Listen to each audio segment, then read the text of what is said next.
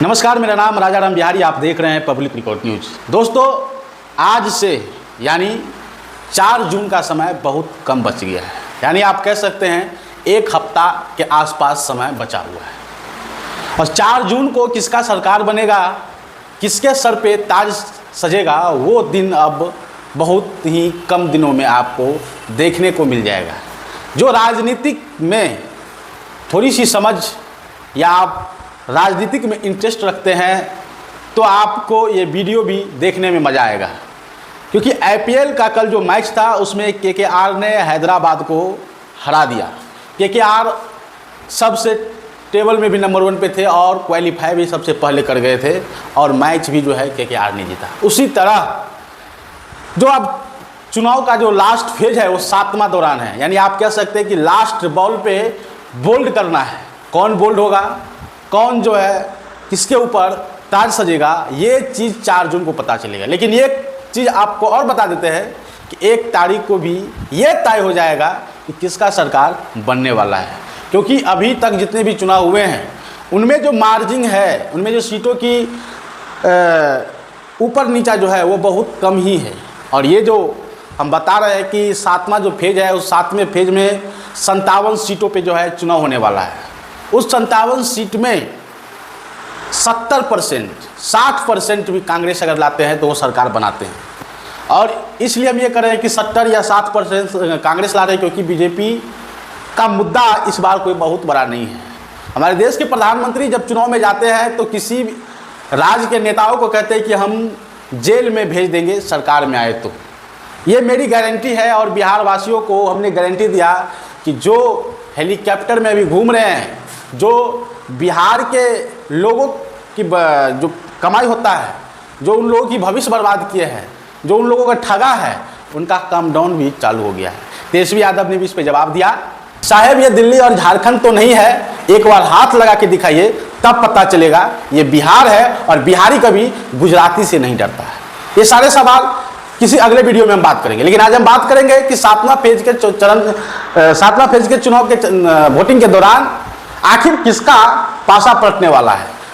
एक तरफ मोदी जी 80 करोड़ लोगों को मुफ्त राशन देते हैं, उस पर वोट मांग रहे हैं, तो एक तरफ कांग्रेस युवाओं को रोजगार के मुद्दे पे, अग्निवीर के मुद्दे पे और बहन महिलाएं जो होती है उन लोगों को खाते में 1 लाख रुपया देने का वादा कर रहे हैं। क्या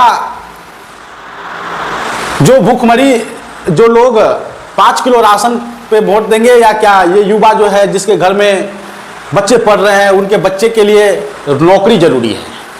ये सारी चीज मुद्दों पे हम बात करेंगे और इसी मुद्दों पे लगता है कि 7वां फेज का जो चुनाव होने वाला है उस चुनाव में बहुत बड़ा उलटफेर होने वाला है। कैसे कांग्रेस जो है राज्य में, केंद्र में कैसे जो है नौकरी देने का प्लान बनाए हैं, डेट के साथ नियुक्ति पत्र का समय भी जो है घोषित कर दिया है। एक एक करके हम आपको बताएंगे। लेकिन सबसे पहले 7 फेज के चुनाव में जबरदस्त मुकाबला है। यानी 7 फेज के चुनाव में जबरदस्त मुकाबला है और 3 राज्य बहुत मायने रखता है, यूपी, बिहार और बंगाल। यानी आप कह सकते हैं कि बंगाल में भी कड़ी टक्कर की मुकाबला है। और 3 राज्य में 2 राज्य जो है काफी महत्वपूर्ण है, क्योंकि यूपी में राहुल गांधी और अखिलेश और बिहार में तेजस्वी।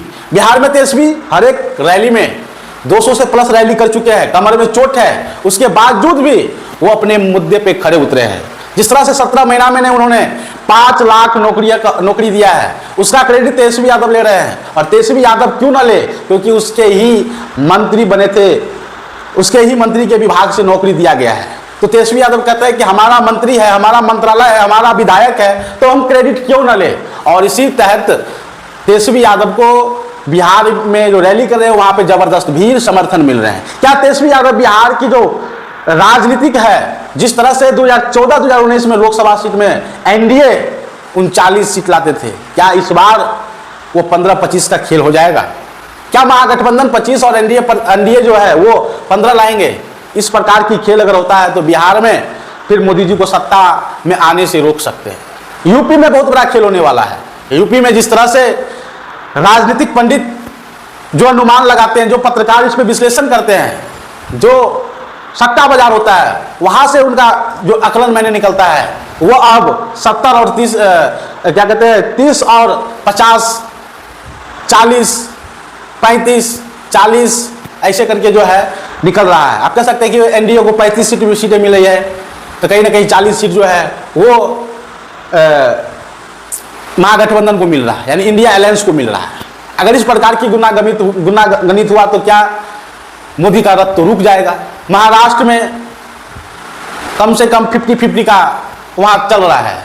क्या इस प्रकार से अगर गणित राजनीतिक पंडितों के द्वारा बताया जाता है या बड़े बड़े जो सी वोटर जो इसका सर्वे करते हैं, विश्लेषण करते हैं, अगर उसके उम्मीद या उसके बातों के अगर तहत हम चलते हैं तो कहीं ना कहीं मोदी जी का रथ जो है वो रुक रहा है। हम आपको बताते हैं कि कल जो 1 तारीख को जो चुनाव होने वाला है, किस किस राज्य में होने वाला है, कितने कितने सीट पे अब जो है बचा हुआ है, ये सारी जानकारी हम आपको बताते हैं। यहाँ पे देखिए 7 फेज का चुनाव है, यानी पहला, दूसरा, तीसरा, चौथा, पांचवा, छठा फेज अब खत्म हो गया है। हम बात करते हैं कि पांचवा, छठा और सातवां फेज तो खत्म हो गया है, लेकिन अब जो होगा वो किस आधार पे होगा इसके बारे में हम बात करते हैं। देखिए यहाँ पे पहला फेज का चुनाव हो गया है, दूसरा फेज का चुनाव हो गया है, तीसरा फेज का चुनाव हो गया है, चौथा फेज का चुनाव हो गया है, पांचवा फेज का चुनाव हो गया है और छठा फेज का चुनाव अब खत्म हो गया है। लास्ट जो बचा है 7वां फेज, उसी पे ही गेम पलटने वाला है और वहीं पे भी सत्ता भी बदलने वाला है। और सत्ता 5 किलो राशन पे बदलेगा क्या? सत्ता जो है वो हर एक महिला को, हर एक ग्रेजुएट लड़का और लड़की हो, उन व्यक्तियों को 1-1 लाख रुपया दिया जाएगा। और रोजगार, नौकरी की जो बातें होती है, वो नौकरी की जो शेड्यूल कांग्रेस ने जारी की है, इंडिया अलायंस ने जारी किया है, क्या वो सत्ता बदलने में कितना सक्षम रहेंगे वो 4 जून को पता चलेगा। लेकिन उससे पहले state wise number of community, name of constituency हम आपको बताएंगे कि सबसे पहले बिहार में 40 में से 8 सीट बचा है जो 7वां फेज में चुनाव होने वाला है। नालंदा में होगा, पटना साहिबा में होगा, पाटलिपुत्रा में होगा, आरा में होगा, बक्सर में होगा, सासाराम, काराकाट और जहानाबाद। हम आपको बताते हैं कि बिहार में इन 8 सीटों में कम से कम 4 सीट तो तेजस्वी के हाथ में है। हो सकता है ये 6 भी हो जाए, कोई बड़ा बात नहीं है, क्योंकि वहां पे मुद्दा कुछ और है। और तेजस्वी यादव लगातार बिहार में कमान संभाले हुए हैं और जिस तरह से बिहार में कमान संभाले हुए हैं, जिस तरह से गैस सिलेंडर 500, 1-1 लाख रुपया हर एक महिला और हर एक जो ग्रेजुएट लड़की है उनको और हर एक जो लड़का ग्रेजुएट है उनको दिया जाएगा, उनको काम करने का अवसर दिया जाएगा। और जिस तरह से राशन जो है 5 किलो मिल रहा है, वो राशन 5 किलो से 10 किलो बढ़ा दिया जाएगा। इस प्रकार से बिहार में ये सीट जो है 8 सीट में 6 सीट कहीं ना कहीं महागठबंधन की तरफ जा रहा है। दूसरा है हिमाचल प्रदेश, 4 गो सीट है और चारों पे चुनाव होने वाला है, वो भी 7वां फेज में। कांगड़ा, मंडी, हमीरपुर और शिमला, ये हिमाचल प्रदेश में है। यहाँ पे से मंडी का सीट तो जिस तरह से कंगना रनौत खड़ा है वो तो साफ हार रहे हैं। कंगना रनौत जो है वो मंडी सीट से लड़ रहे हैं और मंडी सीट से जो है कंगना रनौत कहीं ना कहीं उसको साफ हार दिख रहा है।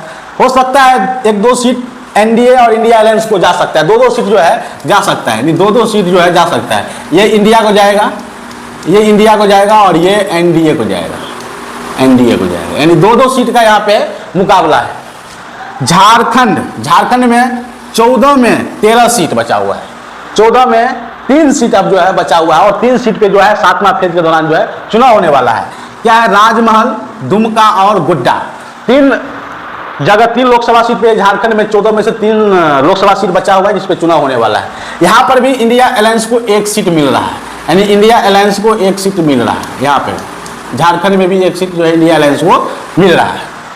उड़ीसा का बात करते हैं, उड़ीसा में 21 में से 6 सीट बचा हुआ है, 21 में से 6 सीट बचा हुआ है। मयूरीभंज, बलासोर, भद्रक, जयपुर, केंद्रापड़ा, जगत सिंहपुर, यानी यहाँ पे भी जो है 6 सीट का चुनाव होने वाला है और यहाँ से भी इंडिया अलायंस को कुछ सीटें मिल सकता है, क्योंकि उड़ीसा में जो है वो मोदी जी का कहीं ना कहीं सीट जो है घट रहे हैं।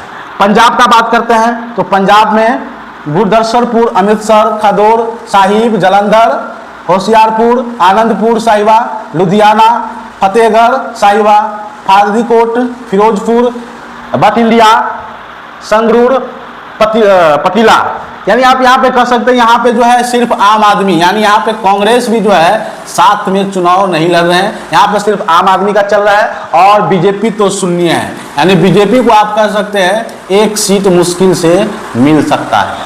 यानी 13 में 13 और पंजाब में 13 में 13 साथ में फेज के दौरान जो है उसको चुनाव होने वाला है। अब आते हैं उत्तर प्रदेश, बहुत महत्वपूर्ण है। 80 में से 13 सीटों पे चुनाव होना है और यही खेल बदल सकता है। 8 और 13 यानी यहाँ पे 21 सीट जो है, 21 सीट में से 15 सीट जो है इंडिया अलायंस को मिलने वाला है। इंडिया अलायंस को यूपी और बिहार में 21 सीट पर जो चुनाव है 7वें चरण के दौरान, उसमें कम से कम 15 सीट जो है इंडिया अलायंस को मिलने जा रहा है। बात बाकी आपको हम बताइए दिए हैं। उत्तर प्रदेश हो गया। अब आते हैं वेस्ट बंगाल। वेस्ट बंगाल में 42 गो में से 9 गो सीट बचा हुआ है जिसमें 7वें चरण के दौरान चुनाव होने वाला है। धूम बरिसात, जयनगर, मथुरपुर, डायमंड, हरपुर, जावेदपुर, कोलकाता दक्षिण, कोलकाता उत्तर। कोलकाता दक्षिण, कोलकाता उत्तर में तो यहाँ पे जो है ममता बनर्जी का ज्यादा भारी पड़ रहे हैं, तो यहाँ पे भी बीजेपी को जो है कम से कम, यानी 9 सीट है तो बीजेपी को कम से कम 3 सीट जो यहाँ पे मिलने वाला है। अब लास्ट में है चंडीगढ़, 1 सीट है और 1 सीट पे मुकाबला है। यहाँ पे भी कड़ी टक्कर का मुकाबला है, यानी कड़ी टक्कर का मुकाबला है, कड़ी टक्कर का मुकाबला है। तो टोटल सीट जो है वो है 57, यानी टोटल सीट अगर जोड़िएगा तो आपको 57 सीट जो है, उस 57 सीट पे लोकसभा क्षेत्र जो है वो 7वें फेज के दौरान जो है चुनाव होने वाला है। और 57 में से यहाँ पे कम से कम 35 सीट का अनुमान जो है इंडिया अलायंस को बताया जा रहा है, यानी इंडिया अलायंस को बताया जा रहा है, क्योंकि यहाँ पर ही 21 सीट में से ही 15 सीट बताया जा रहा है। हम मान लेते हैं कि यहाँ पे 12 सीट आया, 12 सीट आया। अब बात बाकी देख सकते हैं यहाँ पे जो है कुछ बदल सकता है। तो हम 35 नहीं, कम से कम 25 सीट या 20 सीट मान सकते हैं कि इंडिया अलायंस को मिलने जा रहा है, क्योंकि पंजाब में आम आदमी पार्टी साफ कर रहे हैं। तो इनको कहीं ना कहीं जो है यहाँ पे बीजेपी को कहीं ना कहीं सीट जो है बहुत कम मिलने जा रहा है। आगे हम आपको बताएंगे कि आगे क्या है प्रोसेस। आगे हम आपको बताते हैं कि आगे प्रोसेस क्या है, पूरा जो चुनाव होने वाला है इसका मुद्दा क्या है। क्या कांग्रेस जो है जो सूची जारी की है, जिस तरह से नौकरी का लिस्ट जारी किया गया है, क्या ये कुछ बदलने की कोशिश में है? क्या इससे जो बजे 57 सीट का जो चुनाव होने वाला है उसमें एक बड़ा दांव खेला गया है? क्या मोदी जी जो है रैली में जाकर के ये कर रहे हैं कि अगर हम 80 करोड़ जनता को अगर मुफ्त में राशन देते हैं, मुफ्त में उसे हम खाना देते हैं, तो क्या ये जो है राशन देने वाले लोगों को अगर हमको वोट नहीं देगा तो क्या इसका पुण्य पाप में बदल जाएगा? इस प्रकार से हमारे देश के प्रधानमंत्री जो है वोट मांग रहे हैं। वोट तो मांग रहे हैं, लेकिन किस प्रकार से वोट मांग रहे हैं ये भी देखिए। अब जो है कांग्रेस ने अपना एक सूची जारी किया है, उस सूची में कहा गया है कि आप सभी से निवेदन है कि इंडिया के सभी छात्र छात्राओं तक यह संदेश पहुंचाने की कृपा करें।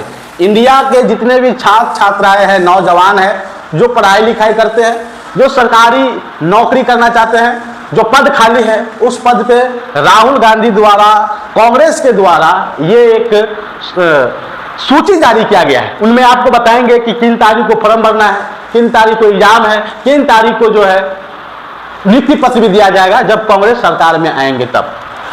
चलिए एक एक करके हम आपको बताते हैं कि एक एक करके क्या है, एक करके हम आपको बताते हैं। देखिए भर्ती भरोसा कैलेंडर, भर्ती भरोसा कैलेंडर कांग्रेस के द्वारा दिया गया। नीचे दिए गए कांग्रेस जॉब कैलेंडर में 6 महीना के भीतर भारत में 30 लाख सरकारी नौकरी को भरने के कार्यक्रम का विवरण दिया गया है। पहली कैबिनेट बैठक में इस शेड्यूल को मंजूरी दी जाएगी।